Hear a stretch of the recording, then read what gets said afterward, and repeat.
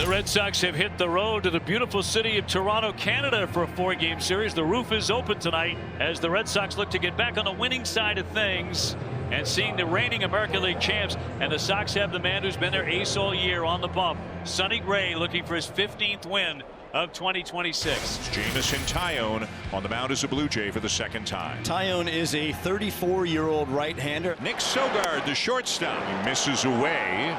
A leadoff walk to Sogard. Abreu went 7 for 16, 3 home runs, 9 RBIs last week. Into the dirt. There goes Sogard. He'll take off. He's going to advance. He dives in.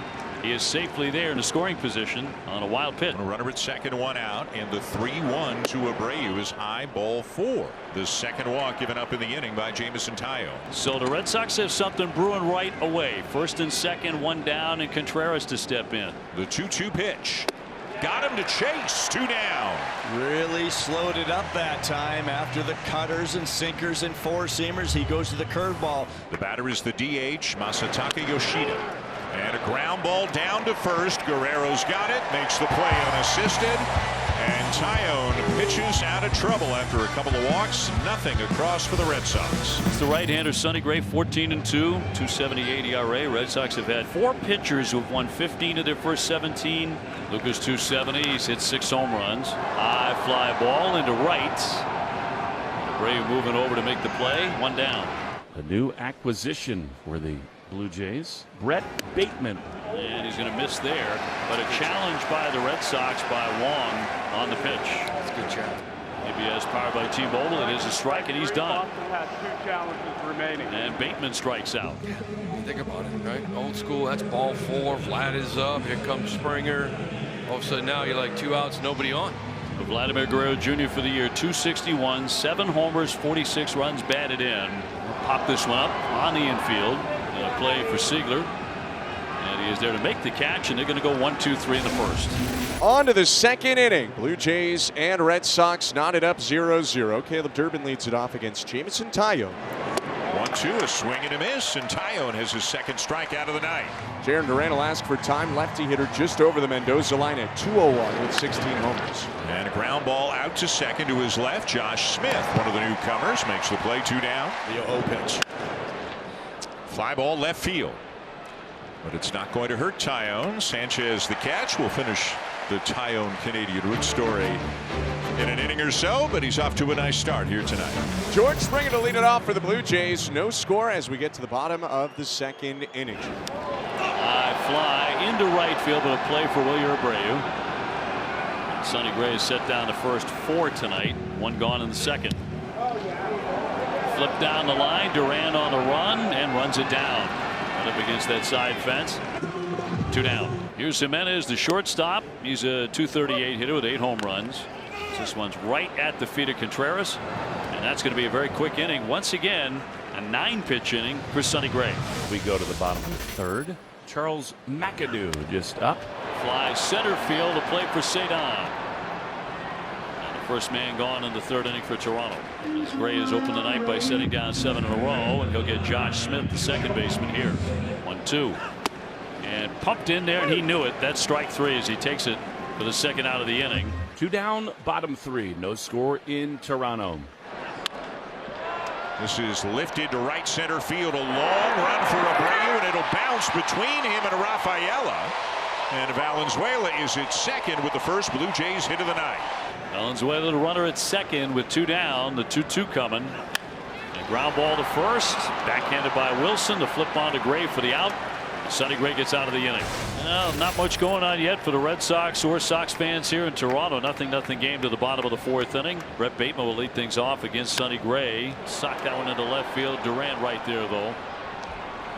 Not many hard hit balls at all on either side tonight. 1 down. Just 1 apiece, actually. Guerrero Jr. 0 for 1. He's popped to second. Ground ball at short, sliding stab. Sogard, long throw, skipped it off the turf, and Wilson could not dig it out.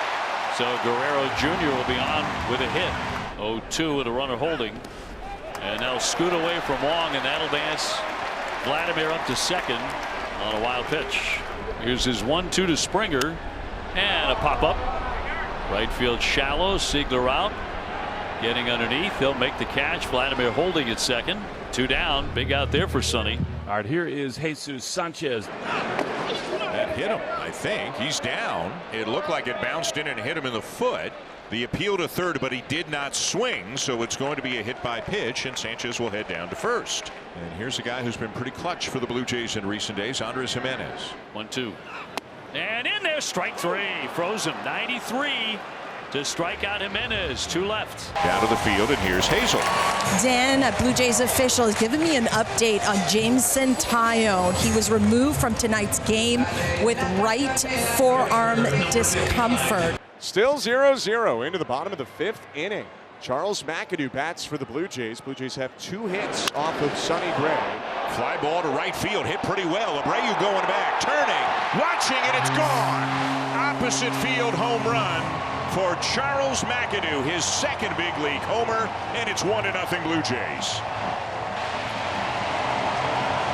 Well, Dan, if you remember in his first at-bat, we talked about the way he opens up. And is he going to be able to handle a guy like Sonny Gray, who's staying mostly away to these right-handed batters? Well, guess what? He can cover the pitch away. With the bases empty, nobody out. Ground ball to the left side and perfectly placed between third and short for a base hit. 2 balls and no strikes. Here's the pitch. Chopper towards the right side. Backhanded by Contreras. Beautiful play to second over 4-1. No chance to turn 2. Good attempt there as Sonny covered. Relay throw from Sogard, not in time, but that was a beautiful pick from Contreras. 1 away.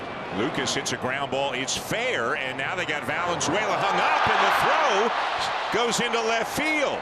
He's calling obstruction, but I'm not sure he's going to award him third base. Obstruction on the defense, yep. On Sogard, the shortstop, but because I believe Valenzuela had not yet possessed second base, had not yet gotten there, now the umpires are going to convene. I think John Schneider's asking the same question you are. Yep. If he obstructed him, should you award him another base? Would Valenzuela have had an opportunity to go to third? I think the answer realistically is no. He was not going to third. The umpire did the right thing. You yeah. call the obstruction, and then once the play is done, you deem him no, he would not have been able to get there. And you can see Valenzuela got in the way of the throw here. That's why it got past. Oh, it looked like it nicked him right in the helmet. Him, yeah. Yes. So that's obstruction right there. Yeah. But after the play is over, we, I think, can all agree that, yes, he's not going to get to third base on it. Now, if that ball bounces off and it goes into the left field corner, that would be obstruction, and he'd be awarded the base if he didn't advance. Bateman on the night is struck out looking and lined out to left. Line drive and caught by Sogard. That was a bullet, but hauled in. They settle for the 1 on the home run by McAdoo. Vladimir Guerrero Jr. leading off for the Blue Jays. They're leading game 1, 1-0. Guerrero batting for a 3rd time. He's 1 for 2. The pitch. Hit in the air, left center field. Rafaela moving towards the gap, extends his right arm to call off Duran and brings it in 1 out. Up the middle, that's a base hit for Springer. They're going to make this playoff run thing a real thing. They're going to need George Springer to look like George Springer, and he's starting to do that. Jimenez 0 for 2 tonight on a ground out and a strikeout. Gray looking over his left shoulder in Springer's direction. There he goes. It's taken for a strike, to throw down, and they got him out at second, but Springer says not so fast. The ball beat him there, but the catch was way in front of the bag. And the Blue Jays are going to challenge. See Sogard come way out in front of the bag, and George's slide is way back. I don't see a tag. I think George is right. You can see him kind of just lean to his right a little bit. It doesn't look like he got him, but it's the old clear and convincing thing. The call on the field is out. Did he just brush the jersey on the way by? I don't think he doesn't did. Look like it. No. Doesn't look. Might see it best here. Great slide to the way he goes to the back corner of the base. After review, the call on the field is overturned. The runner is safe. There you go. Number 9 on the season for Springer, and he's put himself in scoring position with 2 down. Line drive, base hit. Springer getting the wave. Abreu's got a great arm, but it's dropped at the plate, and Springer scores. Jimenez does it again, and it's 2-0. Same seats. An excellent arm and an excellent right fielder, Wilyer Abreu, but Carlos Febles said, you're going to have to throw him out. George, you're getting the wave home, and George knew it. Ball's hit hard. Abreu comes hard, makes a great throw. He's going to be out if Wong hangs onto the baseball, and he goes a little bit too quickly. And it is first and third, one out in Cedar Rafaela, who's 2 for 3. This is in the air to center field. Bateman setting up. And the runner at first thought there were 2 outs. Throw the ball to first. This is going to be a double play. The runner at first, Sogar, didn't know how many outs there were. He was jogging around the bases. And it's a double play. The scoreboard had 2 outs. Scoreboard did have 2 out, but you can't use that as an excuse. You have to know. And that is the end of the inning as the Red Sox embarrassingly run themselves in to a double play. It is 2-0 Toronto. Well, one of the stranger things you've ever seen, the umpires are now talking to both managers, and John Schneider does not appear to be happy. Well, the whole thing was confusing in that, first off, base runners need to know how many outs there are. There's only 1 out. The scoreboard on the fly ball, when you see the replay, shows 2 outs. So the minute this ball is hit, both runners are taking off. Not only both runners, but look at Valenzuela and Woods Richardson. The ball is caught, they're high-fiving, they're walking off the field like that's the 3rd out. It's not, it's only the 2nd out. Everybody just believes, now they're pointing and they're realizing it. So the pitcher-catcher felt there were 2 outs, base runners obviously felt there were 2 outs. So what we have here is we have a time play, meaning when the third out was made at first base with the runner not tagging up. The runner that was on third base also did not tag, but crossed home plate before the 3rd out was made at first base. So that is a time play. We are going to New York to do a rules check. Okay, so it's not that they're going back on the field. It's not an overturn. First and third, 1 out. Did the runner on third tag up? First and third, 1 out. Center fielder catches the ball. It's 2 outs. He never tagged up. He's not tagging. He's not tagging. He's not tagging. You can't go home. Not tagging. He's not tagging. No. Like it. Okay, so there are 2 outs right now, and when the ball goes to first base, there will be 3 outs. Inning over. I'm not sure what's so difficult here. No. After calling New York, getting it all straightened out, the run is going to score into the inning. 2 runs for Toronto, 1 run for Boston. It's obviously a rule, but it doesn't make any sense. First ever for me. Yeah, doesn't make any sense. I called Max Scherzer over and I asked him what was going on. He said their argument is that the home plate umpire waved us off. He didn't give us a chance to appeal. And then Scherzer went on to say, but if the umpire didn't do that and we just ran off the field, the run counts. And I said to Scherzer, have you seen this before? He said, absolutely, I have seen this before. And the fact that the home plate umpire waved us off and didn't give us a chance to appeal, that is our argument. So that's the Blue Jays' argument, that they weren't given the opportunity to appeal. Bizarre. That's as strange as it gets. That's the rule. But the Red Sox catch a break despite a base running mistake. I don't even know what the ruling would be. Is that a sac fly?